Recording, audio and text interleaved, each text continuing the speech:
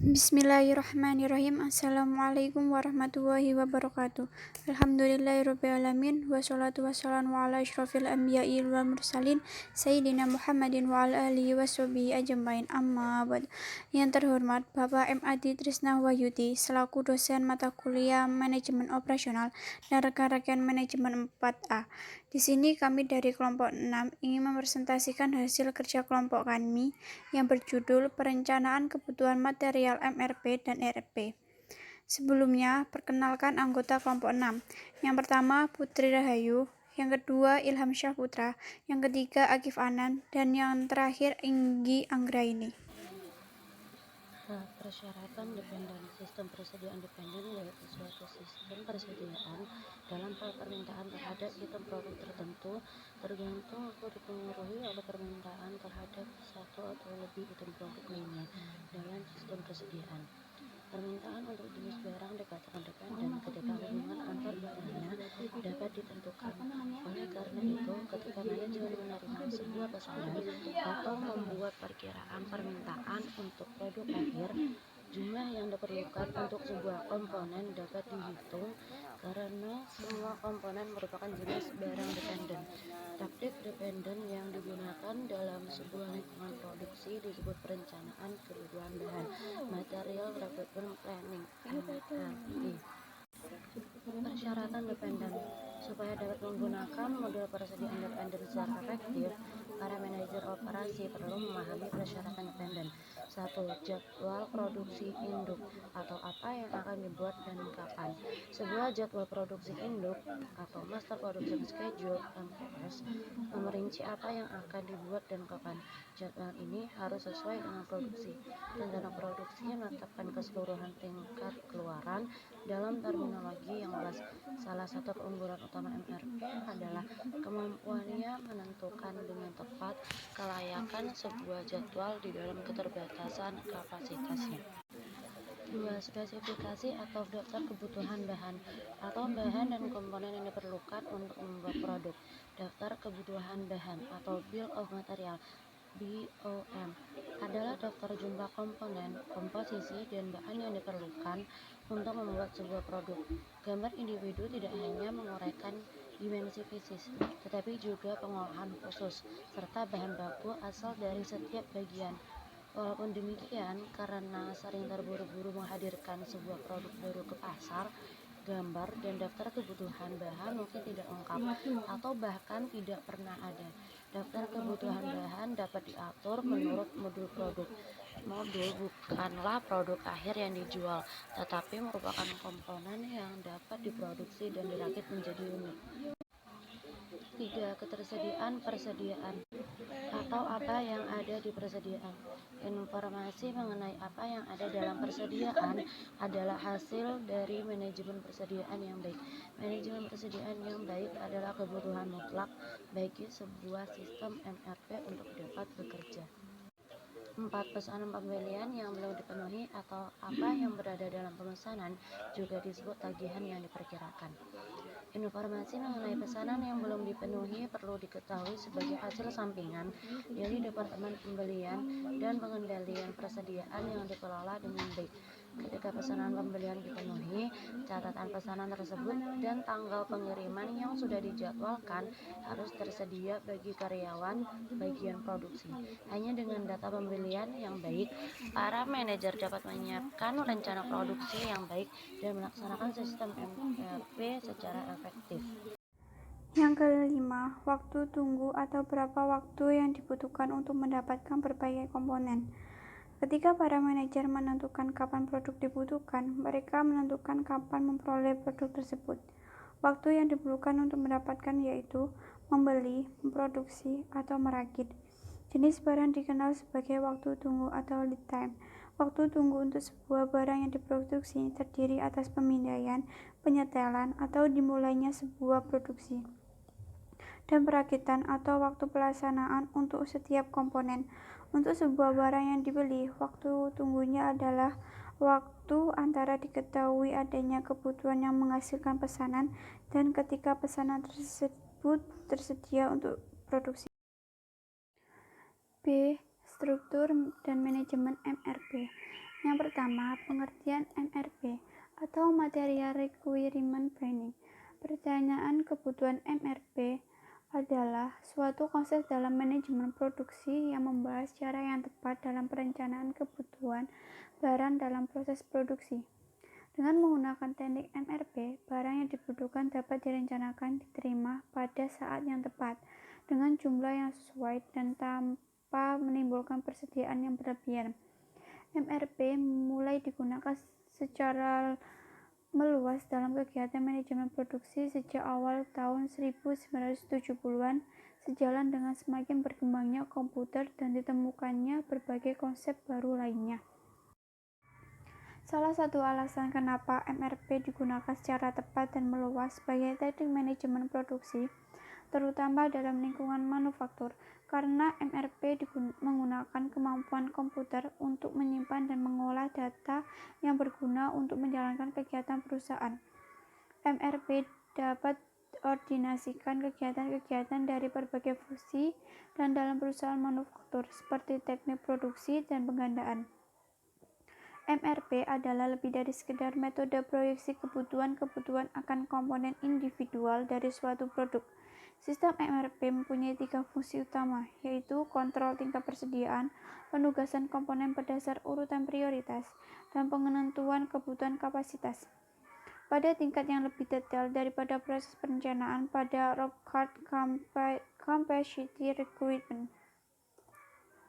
Dasar dari sistem MRP adalah mempercepat laju material bila jadwal produksi secara keseluruhan dibatasi oleh waktu dan memperlambat bila kebutuhan material tersebut belum dibutuhkan dalam proses produksi.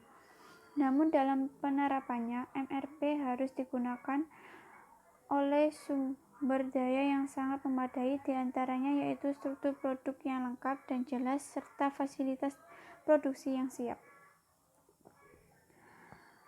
Yang kedua, tujuan dan komponen MRP. Tujuan MRP, Material Requirement Planning, bertujuan untuk menjadwal kebutuhan produksi yang efisien sehingga bahan baku, komponen, dan sub-assemblies dapat diberikan dalam jumlah yang tepat dan pada waktu yang tepat. Sistem Material Requirement Planning juga memberikan informasi yang sesuai untuk manajer persediaan dan produksi. Sistem ini juga membantu perusahaan manufaktur menentukan dengan tepat kapan dan berapa banyak bahan yang akan dibeli dan diproses. Berdasarkan analisis pesanan penjualan, pesanan produksi, persediaan saat ini, dan peramalan. Untuk materi yang selanjutnya yaitu membahas komponen MRP atau Material Requirement Planning. Komponen MRP ini terbagi menjadi 6 bagian. Yang pertama yaitu penjadwalan induk atau master scheduling, bertujuan untuk menentukan output fungsi operasi. Yang kedua, bahan atau bill of material, menjelaskan bahan-bahan apa saja dan beberapa komposisi untuk suatu produk. Yang ketiga, catatan sediaan atau inventory record. Ini catatan dari akumulasi transaksi sediaan yang terjadi di perusahaan atau pabrik. Yang keempat, perencanaan kapasitas atau capacity planning, yaitu cara untuk membuat perencanaan kapasitas, yaitu terbagi menjadi 2, Rockart Capacity Planning dan shop loading. Yang kelima, pembelian atau purchasing. Yang keenam adalah pengendalian pengelola bengkel, shop floor control, bertugas untuk mengendalikan aliran bahan dengan memperhatikan lead time yang ada. Jadi jangan sampai terjadi penumpukan akibat tidak lancarnya aliran bahan. Yang kedua yaitu MRP dalam industri jasa. Industri jasa biasanya membutuhkan pohon struktur produk, daftar bahan, dan tenaga kerja serta penjadwalan. MRP sangat membantu kinerja operasional dalam industri jasa semacam itu. Berikut beberapa contoh. 1. Restoran, penentuan komponen-komponen makanan itu tergantung pada permintaan makanan.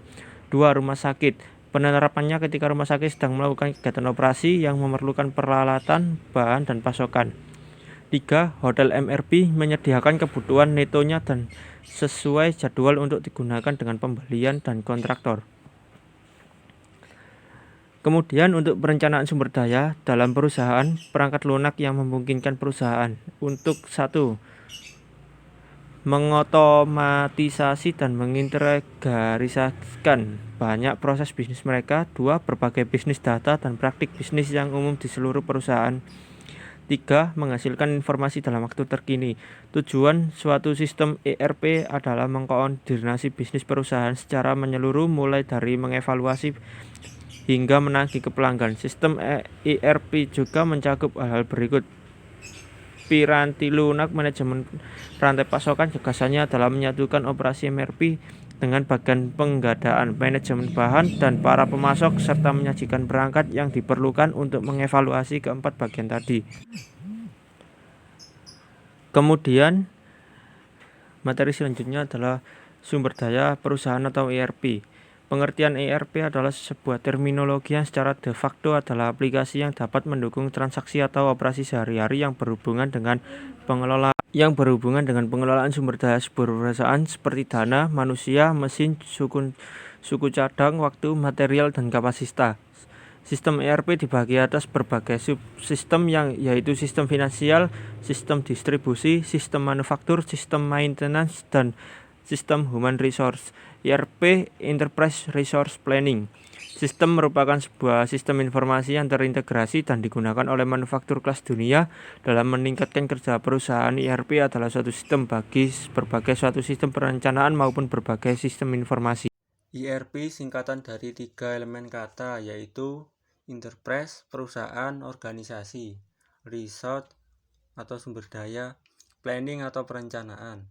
3 kata ini mencerminkan sebuah konsep yang berujung kepada kata kerja, yaitu planning, yang berarti bahwa ERP menekankan kepada aspek perencanaan.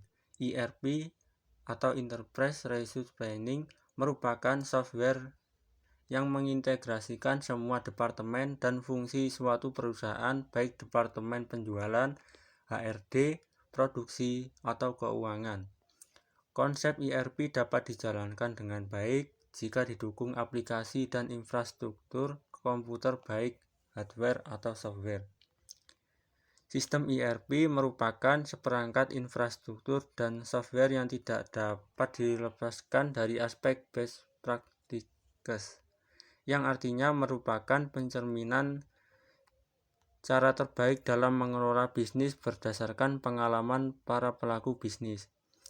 Tujuan utama adalah untuk meningkatkan kerjasama dan interaksi antar semua departemen atau fungsi dalam perusahaan. Ada beberapa manfaat yang didapatkan dalam implementasi ERP atau Enterprise Resource Planning pada sebuah perusahaan, antara lain: A. Sistem ERP akan memudahkan perusahaan dalam melakukan pemantauan dan pengendalian proses bisnis, serta dapat memberikan wawasan yang luas kepada seseorang pembuat keputusan sehingga dapat melakukan prediksi dan pengambilan keputusan yang akurat. B. ERP memiliki fungsi otomatisasi yang akan menjamin aliran informasi tersampaikan dengan jelas dan bebas dari kesalahan, sehingga proses bisnis menjadi lebih sederhana dan responsif. C. Sistem ERP akan menyalurkan kepada karyawan informasi akurat yang dibutuhkan langsung kepada mereka. D. Ekosistem perusahaan yang terintegrasi, artinya sistem ERP dapat menyatukan semua unit dalam ekosistem perusahaan. E. Sistem ERP menjadikan perusahaan yang sedang berkembang memiliki fleksibilitas untuk beradaptasi dengan kebutuhan-kebutuhan di masa depan. Fungsi dasar ERP. A. Mendefinisikan produk. Ada 2 pendekatan definisi yang digunakan, yaitu standar produk dan kostum produk. Standar produk yaitu produk mengalami permintaan berulang dan ada inventory, sedangkan kostum produk yaitu produk dibuat berdasarkan pesanan dan pembelian material disesuaikan dengan jumlah order. B. Strategi produksi untuk mengantisipasi kebutuhan sesuai permintaan. Ada 2 kategori yang disarankan, yaitu make to stock dan make to order. Make to stock hanya dipakai untuk standar produk, sedangkan make to order digunakan pada sebuah definisi produk yaitu standar produk dan kostum produk.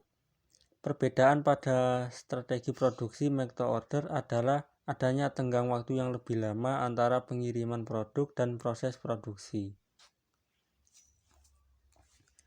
C. Menentukan tipe hubungan antara sales order dan supply order. Apabila menggunakan strategi produksi make to order untuk memenuhi permintaan pelanggan, maka didapatkan suatu tipe hubungan langsung antara sales order dengan kebutuhan material, yaitu ketika order bertambah, maka material yang dibutuhkan juga akan bertambah. Penentuan tipe hubungan berfungsi untuk menentukan kapan material dibutuhkan, berapa jumlah material yang dibutuhkan, apakah masih ada stok material dan masih perlu dilakukan order kebutuhan material. D. Pendekatan terhadap proses produksi praktis. Pendekatan proses produksi secara praktis bertujuan untuk mengurangi tenggang waktu dalam melaksanakan proses produksi. Pengurangan ini dapat dilakukan dengan menyederhanakan alur proses, material, dan rute pengerjaan produk di lantai produksi. Pendekatan sistem penjadwalan yang baik. Kemampuan untuk menentukan penjadwalan secara baik di industri manufaktur sangat dipengaruhi oleh kedinamisan dari jadwal yang ditentukan. Kedinamisan ini dipengaruhi oleh jumlah order, ukuran order, kapasitas produksi, keterbatasan sumber daya perusahaan, dan aturan-aturan lainnya. Sekian presentasi dari kelompok 6, kurang lebihnya mohon maaf. Wassalamualaikum warahmatullahi wabarakatuh.